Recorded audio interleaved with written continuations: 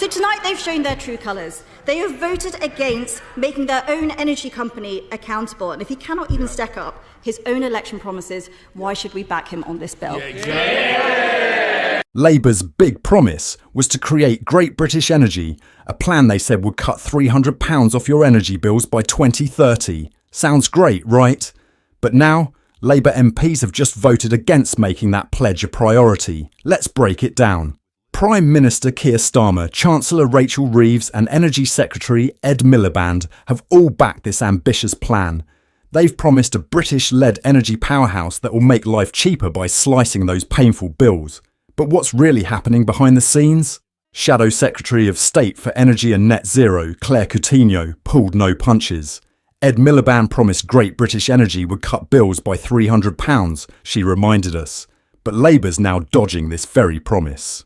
Because the risk is that this government is heading towards a 2029 election where industries have been lost and bills have gone up. Exactly the opposite of what the electorate has been promised. That's not my argument, Madam Deputy Speaker. That's the argument of the respected energy and climate economist, Dieter Helm.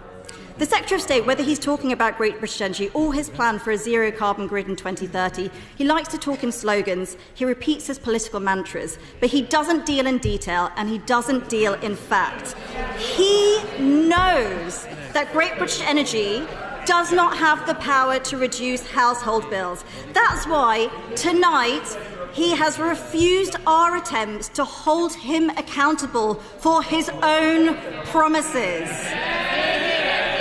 He argues that if we ramp up renewables at breakneck speed, it will lead to cheaper energy and greater security. Yes, I believe he just said that. But the latest renewable auction, which he bumped up, will increase people's bills by £5. And the Secretary of State has advertised to multi-million-pound energy companies that he will be buying whatever they are selling, no matter the cost, until 2030. I think he referenced a few and said that they welcomed his approach.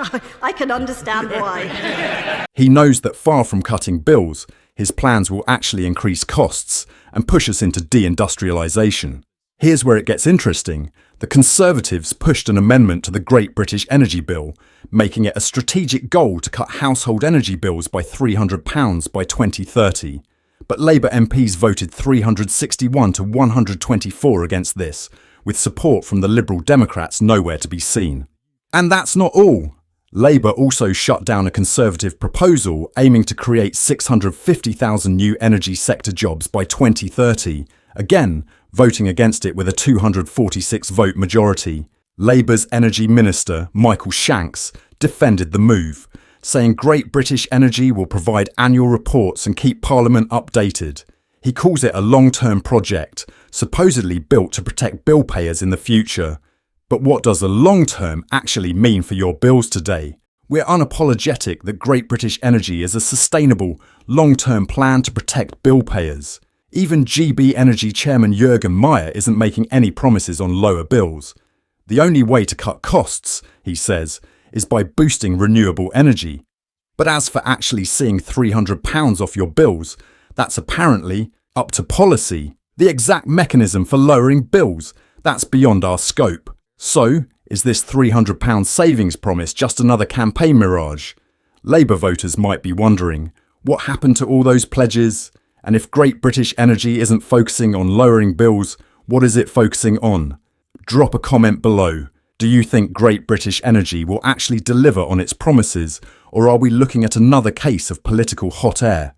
Don't forget to like, subscribe, and hit that bell icon for more updates.